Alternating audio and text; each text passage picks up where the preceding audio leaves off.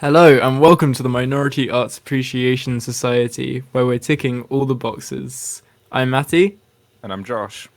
and today we're talking about The Lighthouse for our modern film, and later on we'll be talking about It Comes at Night for our retro review. I sort of wanted to get a theme of paranoid white men stranded for this episode, and I really think I nailed it. Did I nail it? Yeah, that's pretty accurate actually. Especially I didn't know It Comes at Night was specifically about basically being stranded or like just stuck in a house with people until you gradually turn on each other. So like watching it, I was like, "Oh yeah, this is similar to The Lighthouse. I see the Yeah. thematic cohesion here." Oh, I'm glad you realized it like as you're watching it. That's just really satisfying. But yeah, speaking of things centered around men, let's talk about the Oscars. Okay. So of course, uh, as well along with the farewell, I feel like the person that was most the female person that was most snubbed at the Oscars was Greta Gerwig. Um, there's like the films she makes are just so right for what the Oscars consider. Like they're so well made. They're really like not every Oscar film is going to be like the most accessible thing ever, but like you can see a wide audience like just coming in enjoying it and not being like shocked by anything they've seen. Especially films she's written as well. Uh, but yeah. So of course, but I haven't seen Little Women. Uh, but of course, notoriously, she was nominated for both best director and best picture, I believe, nominations. Yeah. So yeah, and I think people were quite surprised given that she was nominated for best director for Lady Bird and best picture then, which is fascinating. Yeah, what's your history with Greta Gerwig, Josh? I really adore Greta Gerwig. I was following her before she really properly shifted into director mode. So obviously, one of my favorite films is Frances Ha. I think she's endearing and charming in everything she's in. She's also great in 20th Century Women. So She's yeah, really good in that. and you know, when she started directing, I was super excited. I can't say she's made a film yet that is as good as I'd want it to be in terms of like if I'm comparing it to the kind of Noah Baumbach films she starred in, I've kind of set like a bar of what I expect, and they've all been very good, but nothing absolutely mind blowing. But Mm. in my opinion, certainly good enough for the Oscars. I don't think of the Oscars as a genuine valuation of how good a film is, but more so giving recognition to someone working in the industry who's exceptional. So, for example, I don't like the Joker that much, but I'm happy Joaquin Phoenix won an Oscar because he deserves an Oscar, and I think that Oscar represents kind of the hard work and talent of Joaquin Phoenix throughout his entire career, and not just the Joker. Yeah, it's So like with Martin Scorsese for The Departed, like far from his exactly. best film, but like Mm. he deserved it. So with Gerwig, what I find, I almost feel like the film industry is even more backwards than the music industry because I feel like if you're a rich, white, straight woman, it should be relatively easy for you to get into that like main winning circle, and the fact that it's still like difficult is just baffling. Like, obviously, Greta Gerwig is a lot better than Taylor Swift. However, they are both in kind of similar social positions, like politically, in terms of like their identities. Yeah, I totally And I agree. feel like Taylor just had the music industry was just, a decade ago was far more willing to relent and like give her awards and like be inclusive in that sense for rich white women. I feel like it's baffling to me that films aren't doing this yet. Like we should be having conversations about black women directors getting snubbed, not like straight white women directors. Like it's just so It's backwards. yeah, it's I fascinating. hope I'm making sense. No, yeah, yeah. You're basically saying that like it's so impressive how regressive the Oscars are that like they're not even on the level where they're discriminating against like specific minorities of women. It's just completely like well off like white straight women that they're discriminating against. Like, I mean, obviously that still happens in a lot of areas, but like it's just crazy. Because like if you look at the Grammys, who won Best Album? Like Billie Eilish. Whereas like something like that happening in the Oscars is unimaginable. Um, and especially with Greta Gerwig being married to like Noah Baumbach, who's like she has so much clout. It's crazy. Honestly, Little Women was a far better film than Marriage Story, in my opinion, and a far more important film. And the fact that like Noah still won more awards, I just don't get it. Like, Really. obviously that's subjective, but I mean, we should be. I don't know. It's very disappointing to me. No, definitely. Like, especially, I don't know. I guess it depends on what your view of the role of the Oscars is, but like Noah Baumbach has been making movies for like a really long time now. He's I don't know if he's won awards in the past, but just like give it to someone who's like up and coming as well. Like it's just like just give them a chance kind of thing. Mm. Like everyone knows that Noah Baumbach is a really talented director, and like I do love Marriage Story, but like I'm like we know it's good. You don't like. It just feels so tired giving that movie awards. Do you know what I mean? It's Yeah. like yes, okay, a wealthy white couple are having marriage difficulties. That is That is like it's a really well made movie, but like we know you love that shit. The Academy, we know, but like please just do something more interesting. That was why like the 2017 Oscars was so exciting. Like I know The Shape of Water's like not the most out there film ever made, but it's not Spotlight. Do you know what I mean? Yeah. It's not like a Spielberg movie. It's just it's Same with when Moonlight won. yeah, man. Yeah, definitely. They're so hit and miss. Like the 2017 Oscars, I was like quite happy with. Because I but like the like best actress was Frances McDormand, who like definitely deserved it.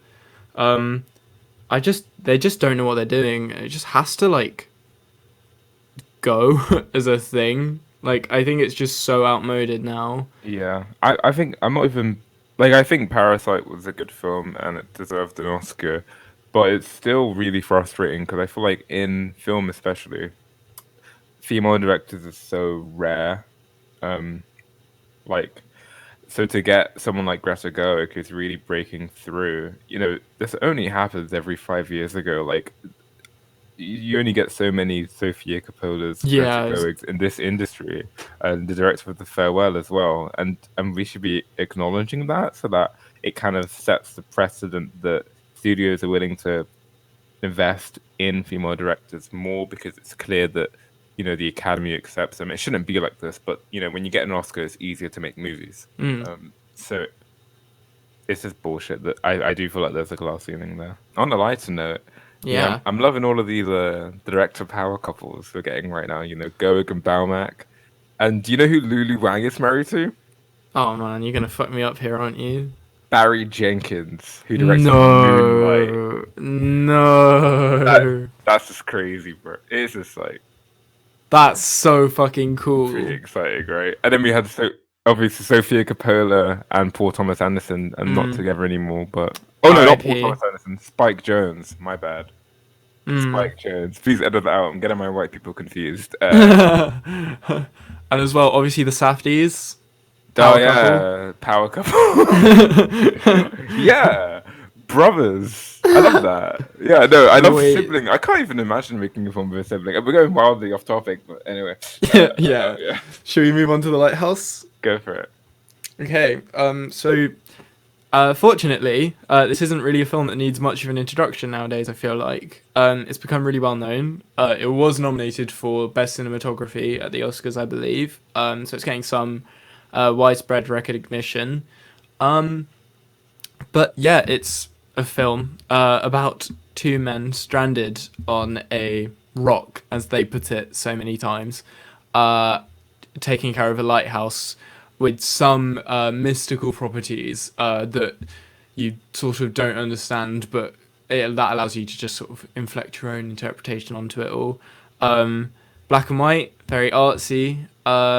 Yeah. And also directed by the same director as the like amazing horror film The Witch from 2016. I'm really loving the Robert Eggers and like Ari Aster like new horror wave right now. Very exciting. But yeah, shall I go first? No, I'll let. So Josh, what did you think?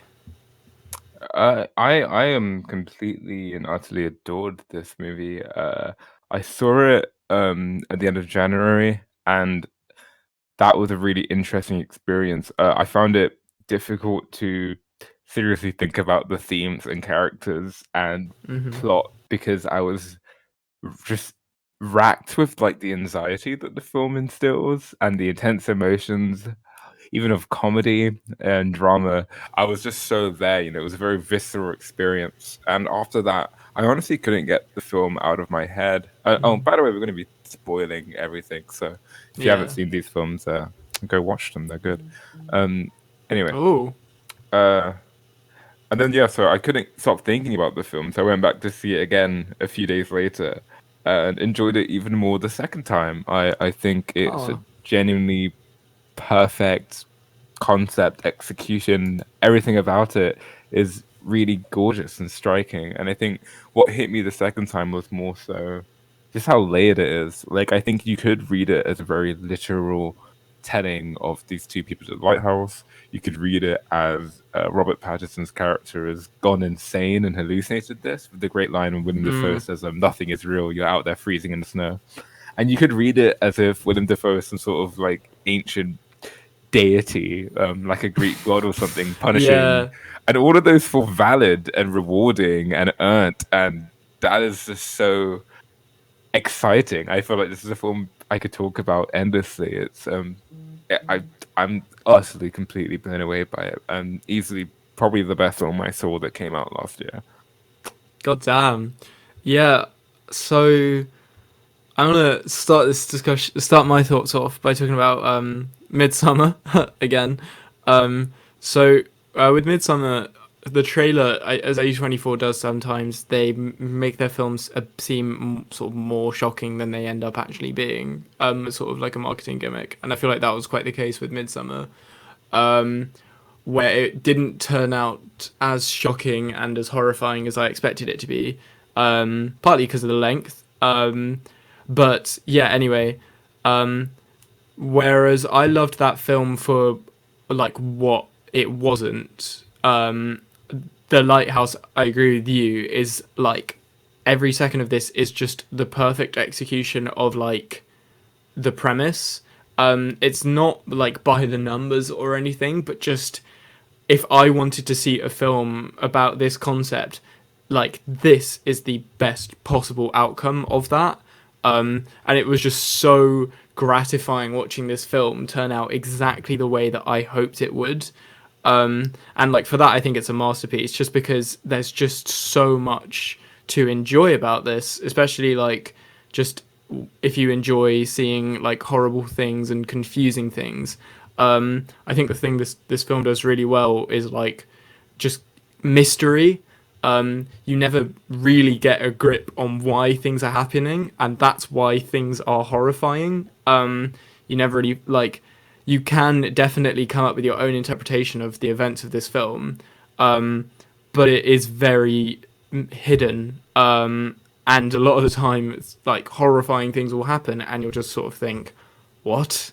Um, but yeah, and I agree with you as well. I think this is a film that does the is the character mad? Is any of this really happening concept very well? And not just that, there's a lot of different ways you can read this film. Like it could be, I don't know, like completely a sort of sailor like myth type of thing, or it could be read as like an ancient like being, like you said about Willem Dafoe, or it could just be Robert Pattinson going mad. And a lot of films when they attempt that, there are too many holes in like in inserted readings, and so they're just not as valid. Whereas this, I'm still baffled at what I think happened in this, because there are just so many different ways it could be seen, and I don't think that comes from laziness. But yeah, to conclude, I think this is like phenomenal. Yeah, insanely well made.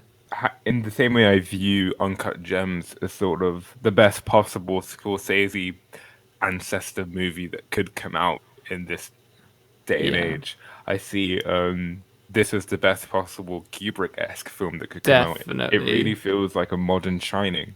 It has that kind of claustrophobia throughout, and it toes the line between is this real or is our main character insane? I think one thing that definitely became clearer upon second viewing is in the first viewing, one thing that made it so difficult to watch was I was I just didn't know what was going on with Willem Dafoe's character. So the whole film, I was on edge. I was like, is he gaslighting Robert Pattinson? Yeah, Is he's he like terrifying. gonna He's kill Robert Pattinson? Did he kill the last? Because there's lots of implications that he could have killed the last kid who was here. So yeah, it was horrifying. And the stuff of it was just horrifying. But the second time watching it, I realized I do think one of the things that I think it would be hard to contest is this film is really about Robert Pattinson's character. It's really about the guilt that he faces about having let his kind of workmate die when they were out logging together. And Willem Dafoe serves, in my opinion, symbolically as a sort of the moral center of the film. a Like judge. he's the embodiment, the consciousness of the guilt that Patterson feels. Whether or not you think he's actually there or a real person or a god, he's still functioning as that kind of moral crux of the film. So like I found the second viewing a lot less anxiety inducing because I trusted Defoe and I knew he wasn't gonna like kill her. But yeah, the first viewing That must have gets been a really really nice tense. feeling. It Just was being able to wonderful. trust him. Fucking the line when he says, "My lobster, though, you like my lobster." That made me so sad. It was genuinely the emotional core of the movie. I agree with you though. I think this film is definitely about like the just what guilt can do in like erasing your character. Because essentially like Robert Pattinson's like character just kind of doesn't have a place in the world and doesn't have a place in himself. Like he doesn't sort of act based on any internal sense of morality, which is inherently self-defined. He just sort of exists on impulse and urges now. And I think guilt does that to you. It just sort of drives you because it erodes anything that you think is good about yourself. And I think you need a sort of sense of good about yourself to act morally because you have to define morals within yourself. And if you don't view yourself as a sort of good person, then who are you to define morality? Um, I think that this film definitely like gets like better as it goes along for me. Maybe not so much, but I have a fear with films where they look amazing, and I have a certain idea of like where they're going to go, or just like a certain idea of where they could go and why that would be interesting, and an idea of what they might do and how that might not be interesting. So when they first arrive at the lighthouse, it's very slow, it's very quiet, and it takes like a little bit of time for the film to get going, and for the like truly insane elements to kick in. And so I became quite like nervous in those bits about it. Not that I wasn't enjoying it, but that the whole film was going to stay quite subdued, and withdraw and like kind of keep just focusing on the subtleties of the performance. You can totally appreciate the performances in this film for sure. However, that's not to say. However, the film definitely pushes these insane, like this insane imagery to the forefront in the second half, even a bit before then as well. Yeah, I kind of see what you mean. I think on my first viewing, it definitely felt like it always felt effective though. Like it felt taxing to watch, and I felt Mm. uncomfortable, and I wanted to go home because it wasn't fun being on this island. And I can't even critique the film for that. Like I feel like that's what the film's trying to do. I think on second viewing, because I was eased up a bit, I knew what was going to happen. I was ready for it. It Yeah, was a lot. I think I appreciated the first half a lot more. There's so much detail put in there to tell you stuff about both of their characters, which sets up the entire second half. I think one thing about the first half that I really admire is I think it sets up that this film is an opportunity for redemption and salvation for Robert Pattinson's character, and he flaunts it. Like, there's lots of parts in the first half where Willem Dafoe is quite patient and quite kind with him and says, one day you'll get to man the lighthouse, but you got to do the work. And he also says, there's a sense of like, there's a father figure. He wants him to respect him. And Robert Pattinson doesn't do that. And Robert Pattinson still has those like violent, murderous impulses that I think it can be read as kind of vague, toxic masculinity when he kills the bird. And I think this is to make the statement that he sort of deserves what's coming for him. He doesn't really grow or learn. Like he's racked with guilt, but he doesn't do anything constructive to change that. And I definitely see the lighthouse itself as a sort of object of salvation, or I mean, Willem Dafoe literally says that when he talks about the other seamate who went mad because he thought that's what the lighthouse was. So yeah, I think everything in this film feels purposeful and pointed, and nothing really feels wasted. I think it's such a compact film.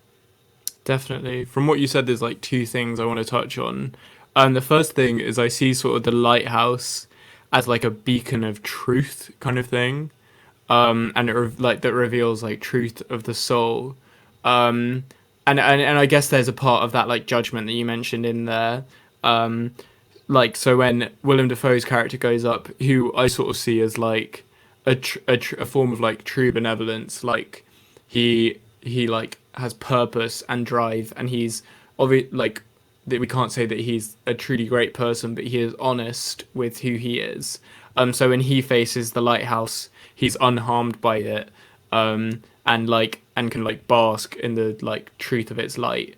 Whereas Robert Pattinson's character goes up towards it at the end of the film and is tortured by it, and it's probably the most horrifying moment in the film. And I think there's a purpose to that. He can't cope with this like the idea of what he's done, and it punishes him for the truth that he attempted to conceal. And the other thing I wanted to touch on was, I guess, the tragedy of this film in a way, because you're right, like Ron Pattinson's character ultimately is punished, and gets what he does get what he deserves, but along with that you see like the destruction of Willem Dafoe's character, which is horrible. And yeah, this is definitely a film that has like no, I guess, just no respect for its protagonist, which is engaging, very much so. I guess part of that comes from the fact that you don't get a huge sense of Winslow's personality, Robert Pattinson's character. He's constantly withdrawn, and the only time you see him act sort of with any agency is when he's drunk. And even then, it's sort of just like funny and entertaining, but like generically drunken behavior.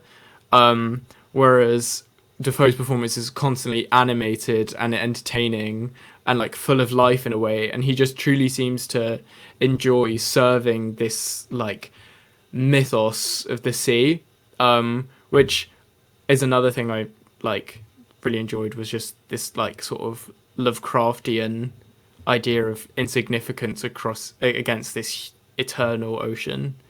But yeah. Yeah, I think your interpretation of the lighthouse as revealing truth is quite valid. I guess for me, I see it specifically as a sort of a thing. It's like total redemption, and Willem Dafoe's earned that somehow, but Patterson hasn't. He's kind of forcibly made his way up there. If you see Dafoe as a sort of gatekeeper of redemption, a god basically, Patterson's just killed God, walked up, grabbed it, and in my opinion, the way I read that final scene, it's like this overwhelming ecstasy that becomes terror because the lighthouse rejects him because he doesn't deserve the redemption, but he looks like he's having an orgasm, and I think it's very much meant to look like that. And in his dreams when he sees Defoe with the lighthouse, it's presented in a sexual manner. It's just, and it's not even sexual, it's just, well, it's just the ultimate pleasure of just like feeling good about yourself. There's And something I think, carnal about it, like yeah, exactly. basely sexual. Yeah, and I think with what you said about Patterson's performance, I think he did a. I completely get what you're saying. And I think because of that, because of his character being so reserved, I think this is an incredible performance. I think this is a really difficult character to pull off, because I think ultimately what this is a very simple person, and and he's mocked for that by Defoe at some point. He's like, you come in here and pretend you're all, interesting, quiet, but really you're just another kind of working guy on the run who's done something wrong and like won't confront your actions. And I think that second half of Patterson just really just going nuts, like he's babbling to himself when he's pushing the wheelbarrow. The dancing scene when he sings the sailor song, and it's like he's singing it so quickly. It's so manic. I don't really think this is just generic drunken behavior. I think there's a real manicness to it that I really appreciate. And I remember the part when right before he properly kills Defoe's character, Defoe has like a big go at him about his guilt and how he has thoughts of murder when he looked upon his friend, and like Patterson looks like he's about to cry, but it's this sort of like angry Mm. cry, and it's like I think it's just someone who's so wrapped in aggression and can't deal with that. He's a very repressed person. I don't I found it really beautiful and moving. It's painful at the end when he dies because I kind of get it. So I thought Patterson's performance is amazing, and he has a nice bum too. Oh, he do. He do. There's some really gorgeous shots of him in this film. Not to objectify him too much, but he is a very, very pretty man. Yeah, I do see. I think the what you said about like the maniacal like nature of his drunkenness is definitely true in hindsight. It's very like it's the release, isn't it, of like he's repressed himself so much because of his guilt, and so when and like that's his that kind of brings his hesitation towards drinking, and so In when a he weird does way, drink, I'm sorry. no, that's all Want right. to Go on. finish? I just Yeah, think, just so when he does drink, it's just yeah. the release of that in Vino Veritas. I think that's good. I think when you were talking about release, it really hit me. I watched Clark's the other day, and I think this is exactly the same as Clark's. I think they're the same film. They're both How black and so? white. They're both black and white. They're both two people stuck in a place they don't want to be in, right? Okay. Uh, in Clark's, it's a convenience store. Here, it's a lighthouse. And Clark's one of Clark's ending moments is a chapter called Catharsis, where the friend of the main character tells him off for blaming all of his problems on the world around him, in the same way Patterson's blamed all of his problems on Defoe. Like when he finds the notebook and he reads that Defoe's been writing his like miscreant behavior down. Defoe's like, Oh you yeah. chose to drink, you chose to do all of I this shit. loved that scene so much, So man. all I'm saying is Kevin Smith got there first. I hate you and your fucking irony so much. Um, but yeah, I guess we should get into our recommendations. I would, of course, absolutely wholeheartedly recommend this film. I watched this with a friend of mine who's like, this isn't at all their normal cup of tea, and they still got a lot out of it. Like, and I was shaken by this film. I genuinely had the same feeling that after I came out of this film, I genuinely had the same feeling that I get when I've just had a panic attack. And like in such a nice way. Like normally that's such a horrible feeling, but just like the fact that a film can do that to me is so exciting. If that appeals to you in any way, go and see this film. It is. I don't see another film doing a similar thing to me anytime soon. And even if this isn't your normal cup of tea, yeah, like I said, I think this can still do a lot for you.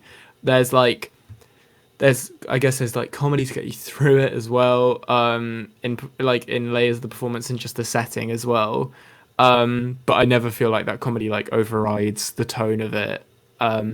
Yeah, this is a masterpiece. Robert Eggers' career is very exciting. Yeah, I would absolutely recommend it. And I'm gonna second that. I'll give this the strongest of recommends I could possibly give. It's my favorite film from 2019, and it's now becoming one of my favorite films of all time.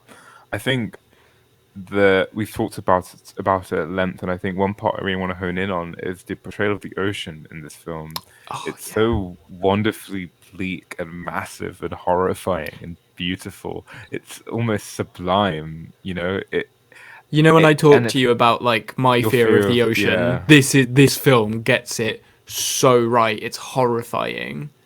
Like Yeah, I that was scene where the water gets like it floods the room. Oh, I couldn't. It really got to me. I was thinking about that while watching it. I was thinking, yeah, this is what Mattie means when she says she's afraid of the ocean. That they're even just not insert shots, but there are just shots of the water, before it crashes in, of just the waves crashing, and the black and white grading makes it even more Yeah. mortifying to stare at. It's and it's so mesmerizing. I can't think of many other films that really captured me that way. And lastly, I think like what you said about coming out of this feeling, that kind of feeling you had after a panic attack. I don't think I've ever had a panic attack before, but I definitely felt like the ending of this film, the moment when he looks into the lighthouse, is one of the most cathartic things I've Mm, seen in a film, and I always come out feeling completely adrenalized. And I remember when I decided to go back and watch it again, half of it was just because I wanted to feel that again. I wanted the 2 hours lead up, and I wanted that kind of catharsis ending. yeah. And the way the noise is mixed with his screaming, the distortion, it's one of the most like visceral, satisfying moments in film. I think it's And probably the most visceral moment of the decade. Like, I mean, definitely. it's really up. I can't think of many rivals off the top of my head, and it was so worthwhile seeing this in the theater. And yeah, I can't think of many films that are just this satisfying and well constructed. And I think this is easily the best horror film to come out of the new Renaissance, in my opinion. I'd agree It's with that. really, really up there, and I hope everyone goes see it. Yeah, just so quickly because I forgot to touch on it myself. The cosmic horror of the ocean in this is like so daunting. You can't like you said. There's just this sense of like insignificance of the characters and the audience as well. Like you feel like this has been happening for centuries, like almost in a cyclical way. It's just so Oh, I hate the powerlessness that the ocean brings, but it's so perfect for this film. It's just the perfect setting, and especially just that shot towards the beginning of the film of the boat slowly fading into the mist. God, it just perfectly. That was the moment I was like, "This is it.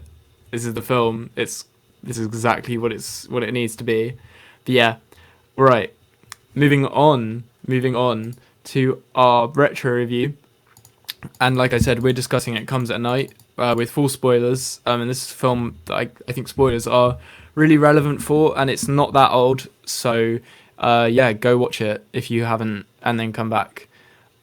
So the premise of this film, if you haven't heard, it's the same director as Creature and The Recent Waves from last year, which I've heard amazing things about, but unfortunately because of UK release schedules, fucking haven't been able to see it.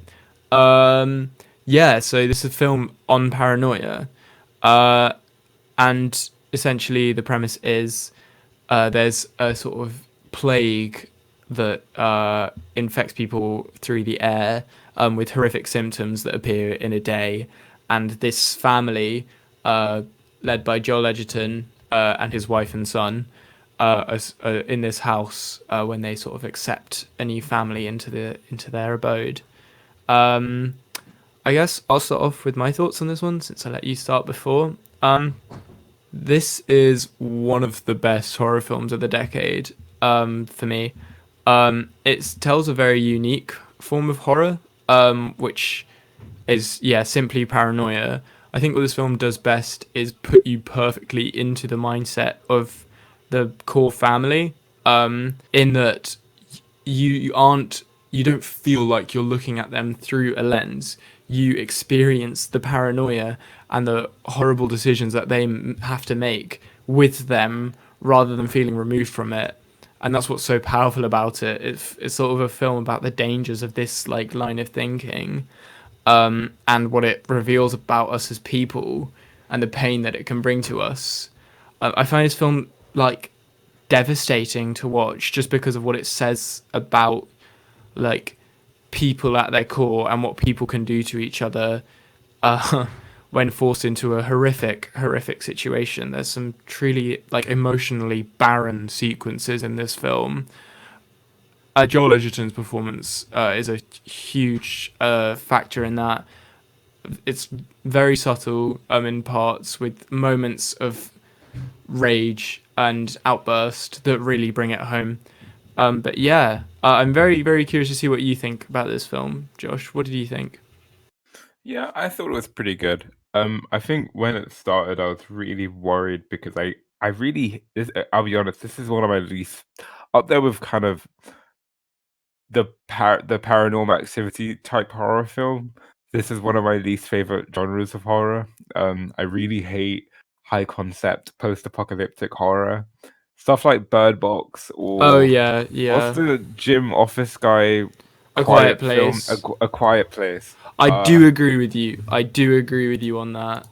This genre just does not appeal to me. So when this started and they were doing the apocalyptic stuff, and I was like, oh, it's one of those films.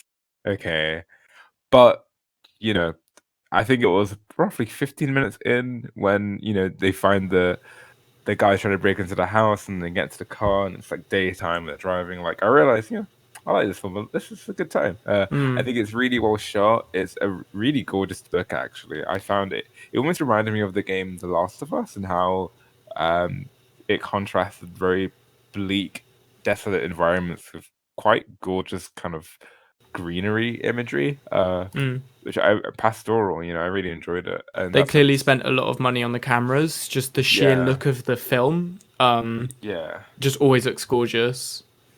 I don't think this is as good as a film like Cloverfield Lane, which I think does the sort of paranoia trapped in a confined space while apocalyptic shit is happening outside. I think that film does it a lot better, honestly. Hmm. But regardless, this is quite tense, exciting, and there's some, like you said, some really nice subtle work which is done to get us to care about these characters.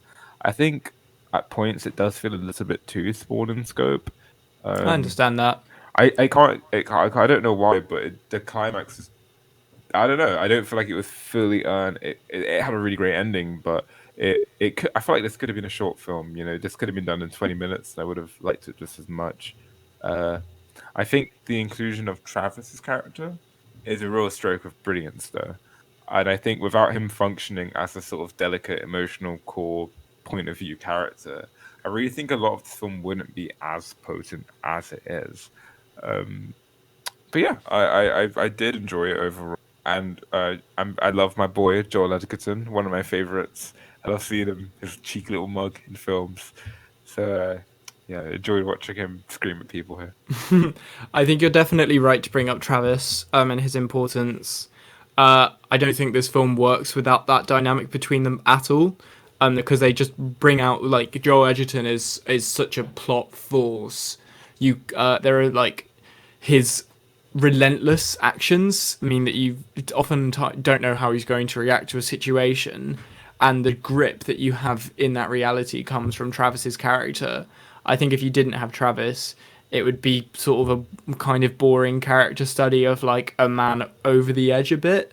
But what I do really like about Joel Edgerton's performance is the variety of it. When you see him act warmly with this new family that they welcome in, there's genuinely like a sense of like release, because he essentially shows like no warm emotions for the first half of the film, and so it's really like sweet to see him interact so kindly with like a young child and like a young married couple as well. And that makes the downfall of the situation all the more powerful.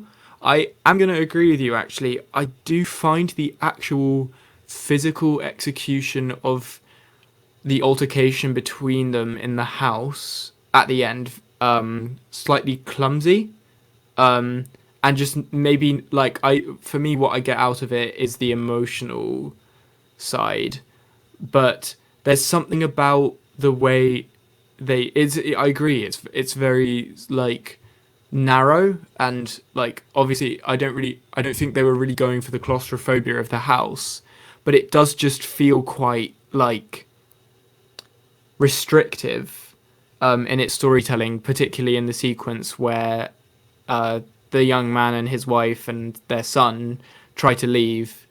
And so that is a problem with the film, because it does feel like the peak of the film's drama, but at the same time you're watching something relatively not mundane, because obviously there's sort of guns involved and such, but it's just sort of like them going down the stairs, one of them pointing the gun at the other, and then he gets the gun off him, and then they run away.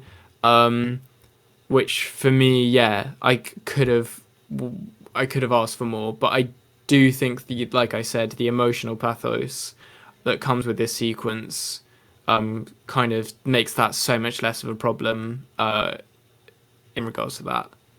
Yeah, if I'm honest, I'm completely fine with the climax of this film. I did find it quite tense and exciting, and I think it was very like, I don't know if you saw the film The Mist, but that's another. Yeah, See yeah. that? Yeah, it reminded me of The Mist. I won't spoil The Mist, but it reminded me of The Mist ending a bit when in this film when the kid gets shot and you just hear the mother screaming. It's such like a gut punch. It's like I fucking hell. When they get out, I think it Yeah, improves a lot. I think it's just that inside sequence I fair find a enough. bit. Yeah. But I go on, sorry.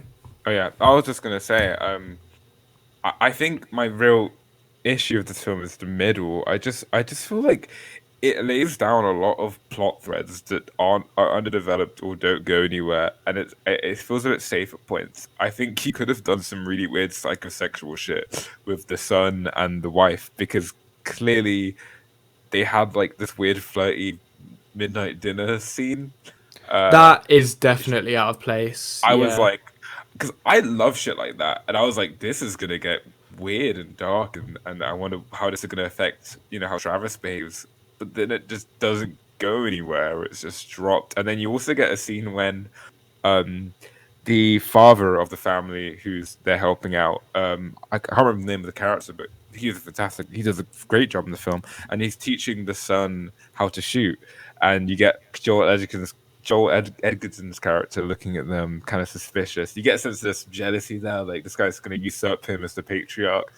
And again, I don't feel like that is really fully developed. It's kind of like an implicit undertone, but I don't really feel like they take it far enough. I just could have done with an extra half an hour, I think, of just really bulking out that middle and really building up the tension because I feel like Mm. it was so sudden when okay now they want to kill each other. Like it was like whoa. I really feel like we could have raked up the tension a lot more and so we really understand why Ugh.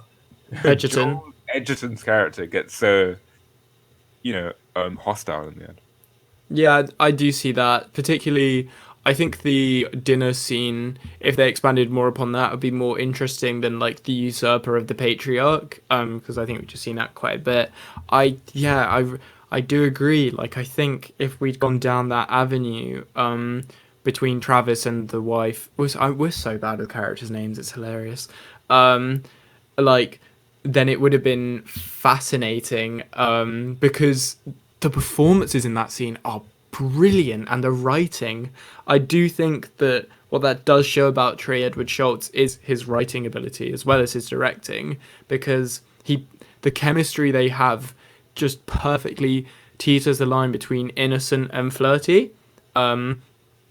And like there's just the execution of the moment where it becomes sexual is so perfectly executed, like with Travis like being a young 17-year-old and being an idiot, like looking down at her breasts and her noticing and becoming uncomfortable, rightly so. And Like then but it's then she asks him how old are you. Yeah, there's There's definitely some something there's there. something yeah, it's Yeah, like no, you're so yeah. right to point it out Yeah. because there is obviously something going on, and I do wish they had expanded on it more. I wonder why they don't. It felt like something got cut out. I do know what you mean. Yeah, I do know what you mean because the first time I watched this, and this time actually, like it really stood out to me. I was like, this doesn't go anywhere. I don't think it's a huge problem because I really like the film as it is, and I think it still makes a fascinating statement on like just humanity. But it is an issue on its own. As just, I'm not a fan of like films with a classical narrative that don't tie up plot threads. It just really rubs me the wrong way. Yeah, see. Speaking of underdeveloped, I also feel like the character of Sarah, who's Edgerton's wife in the film, really. I just don't feel like they do anything with that character. No, they don't at all. She's really just kind of there. It's kind of awkward sometimes.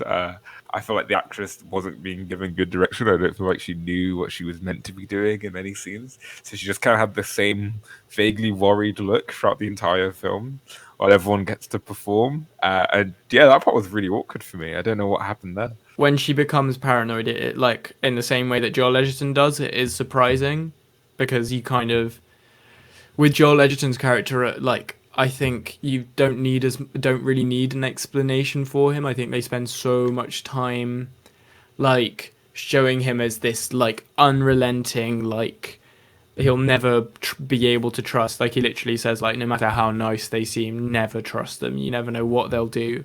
Whereas you don't have that same kind of character development with the wife. I don't want to knock this film too much because I do just think this film is really about Travis and Joel Edgerton's relationship, and just what they bring out of each other as people. Because, God, the scene where Joel Edgerton realizes that Travis is sick and he just like breaks down, and the final shot of this film, is magnificent. Frankly, like it's just completely ties the whole thing up so well, with it being like a callback to earlier shots of the three of them sat at the table in the same dynamic, but instead this time with Travis missing and the husband and wife just staring at each other completely sick and with just no hope left, with nothing, and with the guilt of what they've done on them. It's so horrible, but so powerful as well. Yeah, yeah, yeah. That final shot is amazing. That final shot is perfect. I see why you like it. It didn't hit me. It felt really obvious to me. Like, I just, I The don't last know. shot. Yeah, How yeah. so? It's like, it's like, well, the whole film, everyone's been eating together, but now the parents are eating alone, and their son is dead, and they're gonna look at each other because they feel bad. And it's like, I get what you're doing, but I feel like this could have been conveyed in a more interesting way. I think if it was a short film, I would have dug the final shot more. Like, but as the end of a whole picture, it just felt a bit underwhelming for me. I don't mean to sound condescending. It just didn't hit me very hard. One thing I'm curious about is what did you think of Travis's kind of dreams throughout the film? Because the whole film, I was waiting for the high concept supernatural thing to come in because it's called It Comes at Night. So I'm thinking like, what comes at night? Is there going to be like, is the disease like a supernatural thing? I really thought Travis was going to be like a sort of Danny character from The Shining, like the Yeah. supernatural kid who can see who's affected or see the future. But I guess they were just paranoia dreams, and I still don't know what comes at night. I don't. What comes at night? Okay, my two questions: what was up with the dreams, and what comes at night? I think what comes at night is paranoia and fear mainly. Like they say, like we never go outside at night. And I think that speaks to just their additional fears. Like so much of the more tense sequences take place at dark in this film, and like there's just a real sense that the true danger is like after dark in this film. Like just all the emotional ties that people have with like darkness and the unknown, I think really speaks to like the fear of the unknown in this film as well. I think it's just definitely like more like symbolic. The title, I mean, and with Travis, I think I do think they are just essentially paranoia dreams, but in a way, there is something kind of like cosmic about them in that they like predict the film in a way, like they foreshadow the film. Like you see like visions of like the husband and the wife being sick and infected and infecting the rest of the house. And I think what that does is show Travis's mind becoming essentially poisoned with like ideas of like mistrust, which is ultimately the downfall of the household, really. And yeah, so I guess that's what it did for me, was it just like reinforced the like the the horror of feeling that way, and the fact that, because there's something to me about like paranoia robbing someone of their agency, because once you enter that mindset of not knowing what to trust, you can't exit it, because to get out of not trusting something, you have to start trusting things. And yeah, it just seems to me so like reminiscent of a poisonous mindset, that it becomes really quite terrifying in its own right, less so than the actual like fear of the sickness, which is completely insignificant in this film, which I think is like a big strength of it. Because it's not Bird Box, you know, it's not like fucking, oh, let's drive in a car with the newspapers around the windows. It's like you're considering how you can lose yourself in this mindset, and become a completely different person. Like when Joel Edgerton says that he was a history teacher, he's unrecognizable. Obviously, there are some stern teachers out there, but you just have no idea how this man could ever kind of be like a guide and a teacher. And yeah, I think that's the scariest aspect of this film, and I think the dreams just reinforce that for me as like a growing sense of dread, basically. I like that reading of the dreams, and yeah, I can appreciate that the It Comes at Night is operating at a more thematic level. Um, I think overall, I do feel like this film just fell short for me, in when I think about its themes. I don't. I think they were undercooked and a bit obvious. But I like what you said a lot about the idea of being changed by paranoia, but I don't feel like this film made me feel that paranoia in the way that I would have liked to have felt it. In the way I felt claustrophobia and paranoia in the Lighthouse, I just don't Hmm. think. I think here I was watching people be paranoid. Like there's that wonderful film Climax that she recommended me, where I'm very much watching people have stressful anxiety, hallucination, drug trips. And you don't see any of the trips. You just see them, moving around with their bodies. I Yeah, felt very uncomfortable watching that film. That was a horrible time. One of the few films I've had to actually look away from the screen because I just didn't want to see what was happening. that And feels yeah, so fucking good. Oh my I guess god. I wish It Comes at Night went further in that direction of just really pushing us as an audience. I think it's a bit timid as a film. I might agree with you in some to an extent with that, actually. Some of the stuff you said has made me see it slightly differently. I don't know if it goes quite as far as it needs to in some aspects, but I do think it's an incredibly strong execution of the premise. And I think there's a lot of sort of character details to dig into, and what it means for like us as people. But yeah, I guess, would you recommend this film? I think I'd give this a weak recommend. I think if you're looking for a slightly thoughtful, introspective horror film, I think this will suffice. I think it's interesting and good. I don't think it's exceptionally memorable, and it's not something I think I'm ever gonna return to or like actively suggest to people. Fair Um, enough. but I think if you're interested in this film, I don't think I think it's a good film, and I think it's worth checking out. I just feel like there's a lot of wasted potential here, and I wish it took its premise further, and I wish it committed more to its themes. Okay. Yeah, I would give this a really high recommend if this kind of thing appeals to you. One thing I would say is like, apart other than Travis, there's not a lot of like character to latch onto under this film. So if the premise doesn't instantly hook you, then you might not get a whole lot out of it. But yeah, I do think this is an incredibly well-made horror film, and is a part of that horror renaissance that we've been talking about. And a really, really great example of that. Like, I think this is really memorable, and I would highly recommend it. Yeah. that wraps it up for our film discussions. You should have some albums to recommend then. But yeah, so now I'm going to recommend the albums we'll be reviewing in a couple of weeks' time. So we're going to be reviewing. Well, first of all, I'd like to announce we're having a guest next time. Of course. A musician named Fen Waterston, and he's a huge fan of Richard Dawson.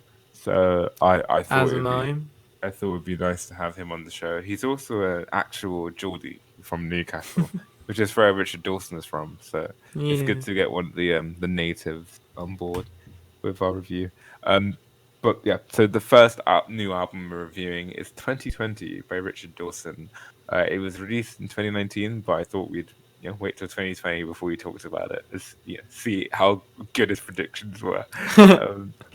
And the other new album we'll be talking about is the Mystic Familiar, or the Mystic Familiar rather, by Dan Deacon. Dan Deacon's kind of an indie-tronica, progressive pop, weirdo electro pop guy, and he's been making music for a very long time. And I haven't heard his new album yet, but I've always been a big fan of him. I think it's massively interesting. And yeah, I was going to listen to this. Yeah. Awesome. Well, awesome. Well, you shall. No, I definitely will.